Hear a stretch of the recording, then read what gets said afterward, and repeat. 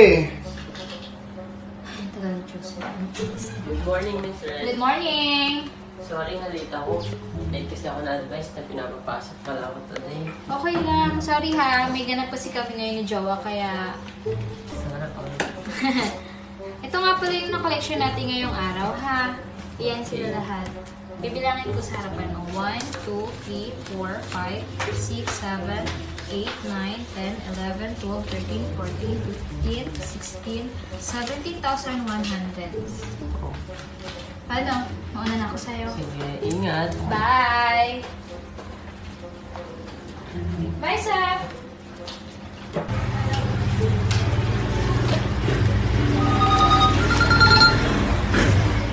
Hi, sir. Wait lang pala, bas ko may nakapasang signal.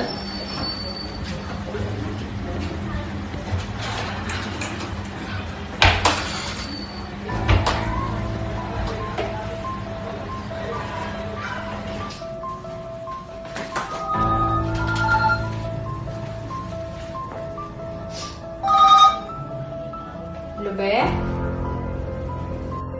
May sakit si baby. Kailangan dalhin sa ospital.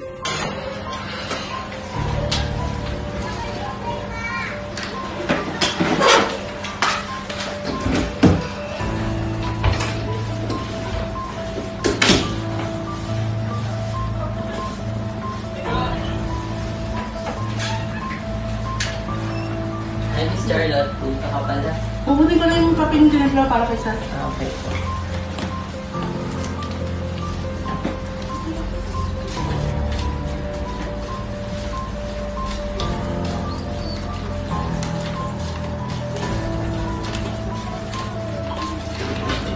Kulang.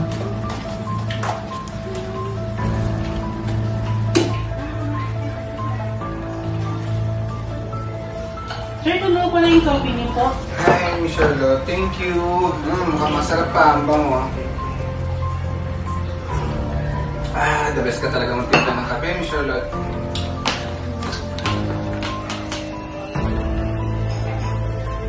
Miss Charlotte, ano problema? Sir, baka nga po pala magkaroon tayo ng konting problema mamaya pag-deposit ng pera.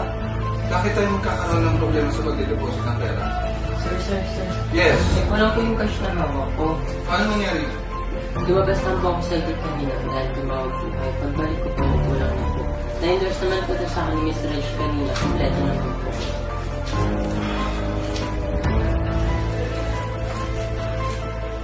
Miss Charlotte, pakitawag mo ang lahat. Okay sir, wait lang po. Guys, pinatawag ko kayo today kasi may nagkaroon tayo ng konting problema sa collection natin. Our collection is 17,100 pero ang pera na naiwan sa table ni Mr. Joseph ay 14,100 na lang. So, anong nangyari? Miss Regine. Sir, sorry. Na-burn out po kasi ako. Pero, bago naman po ako umalis, in-endorse ko po ng maayos kay Sir Joseph. Binila ko pa po mismo sa harap niya. Are you sure? Yes po. Mr. Joseph. Nakita ko naman po na nabilang niyo po ng maayos. Then, chinek ko po lahat ng nakalagay sa collection papers po. Kaso po, bigla po tumawag kaya lumabas po ako agad para sagutin ko yung call niyo.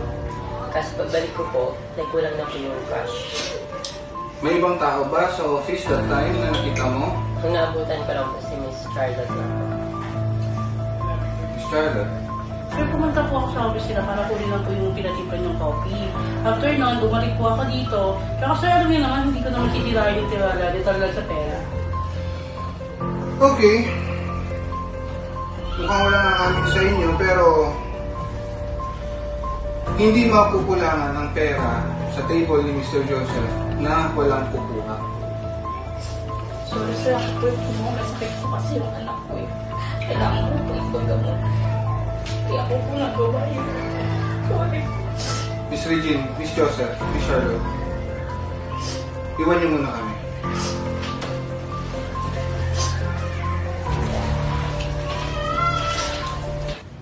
Sorry talaga sir, ako po kasi yung kumuha ng pera ko. Anong sakit po kasi yung anak ko sir.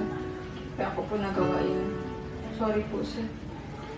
Miss Rhea, alam mo naman na maliit na business lang itong ino-operate natin.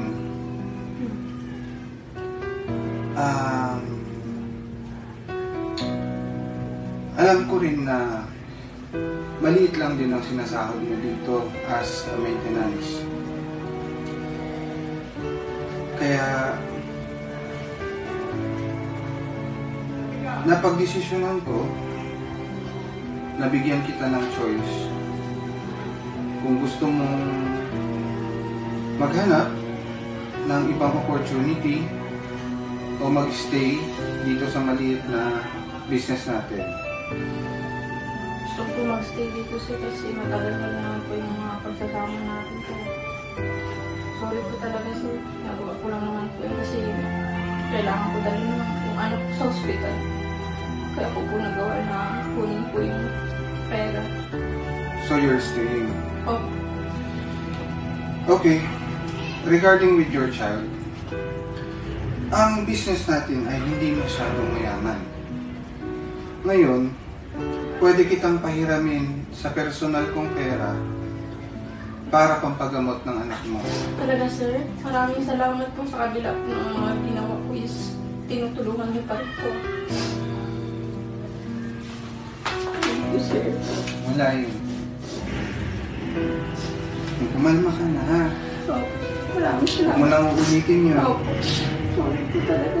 Nagawa ko lang naman po kasi isang yung ano. Okay, okay. Sorry po sir. Okay.